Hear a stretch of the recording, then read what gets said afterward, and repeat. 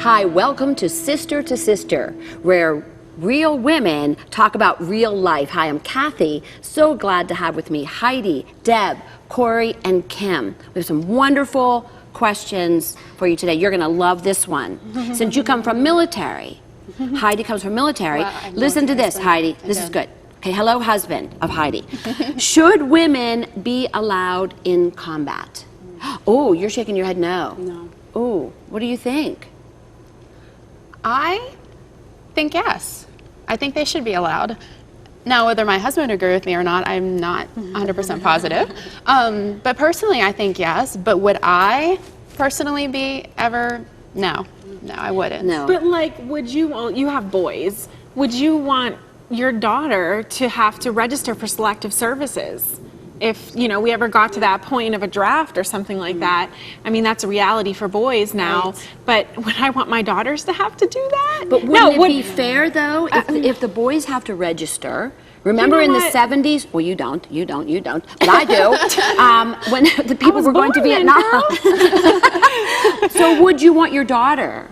My daughter would kick butt. Yeah, she would. My daughter's a rock climber. She does all kinds of dangerous things. She's such a free spirit. So she would, given the task, she would go and she would do great. I would, if somebody would volunteer for that, I think that's wonderful if they think that that's something they want to pursue. That they would do. Yeah, Right. I don't think it would be a good idea to draft a young lady who doesn't feel, I mean, I agree with you, Corey. I never really thought about it as a draft situation. Yeah. But But would if that somebody be wants fair, to, though? No, Would that be I don't fair? think Life isn't about being fair. I mean, when did we get this idea of you're right. women's liberation? I mean, the women's lib movement for me is, of course, I think women should be able to get equal pay and all of that stuff.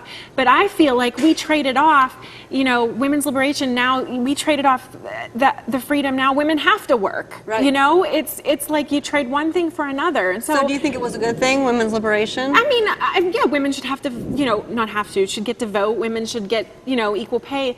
But I think it's just gone way beyond. I like when guys hold open doors. I like when, I hear you. know, men give up a seat on the bus or something like that. I want my boys to, you know, to be able to do that. Right. But in the Bible, I mean, it clearly tells us what's going to happen in the last days, and I think that, I mean, for women to go into the Army, I would never do it. I would never want to do it. I would never recommend. Like, I think that type of physical strain and that type of worry, having that burden on you as a woman, that's not what God has called us to be. I mean, I personally don't think that that's what God has called us to be as women, to be in that type of fight. You know, maybe sitting at home praying, that's a whole different thing. But for women to be the ones shooting a gun and different things like that, I mean, I'm not against women, you know, protecting themselves, but in that type of a war, I definitely don't.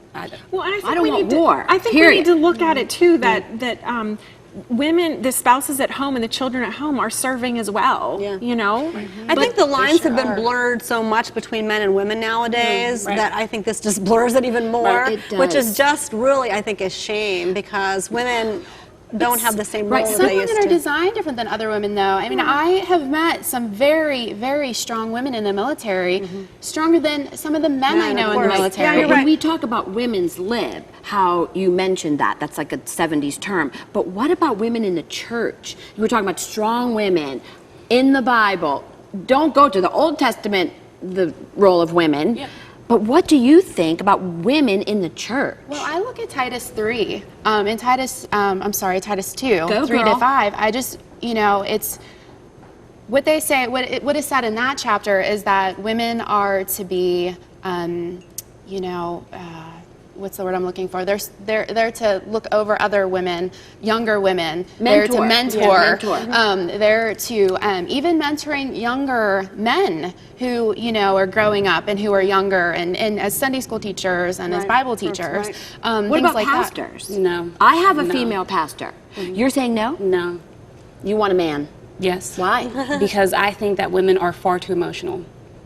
Well, we are emotional. Can we be the president also? I mean, we're in the church. We're talking about the church. Right. But as you're saying about too emotional, but what about women pastors? Kim says no. No, because I believe that that's a responsibility. Everything that comes with being a pastor and having that type of leadership in the church and everything that goes on with that, I think that that's something that a man needs to carry and not a woman. But because I have a female pastor, and there's different jobs. So my female pastor is so amazing, and she's one of our sisters, Amy Schaefer. She pastors, she preaches like nobody's business.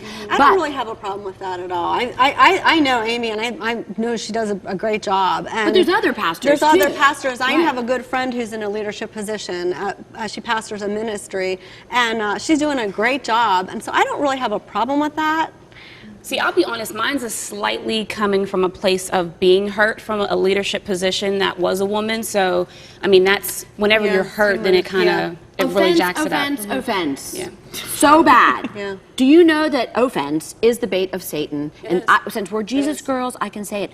Offense in the church, especially when a woman offends us. Hello, it's terrible. It's terrible. But speaking of church and women and our Bible, which we all love, Titus 2, good job here.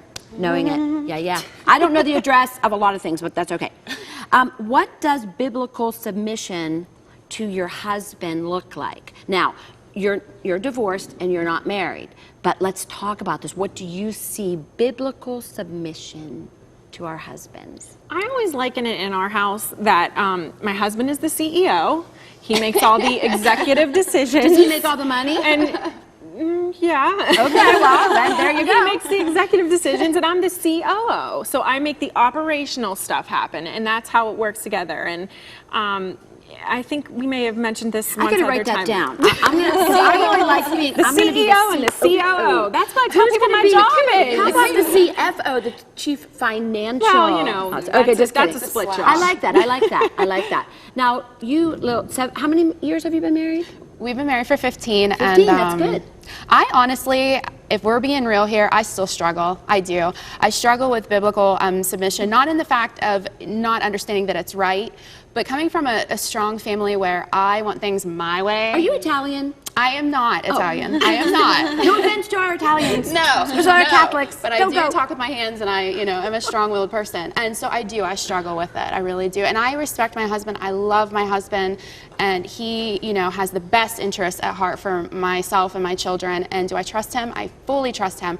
I just have an issue within me where I want to be in charge. I think we all are like that. Yeah, I think we're all yeah. kind of type A personalities. Yeah, and we want to take charge, and we're women, and we get things done, and we don't mess around, and we don't wait. And I think that's really difficult for women like us to be submissive.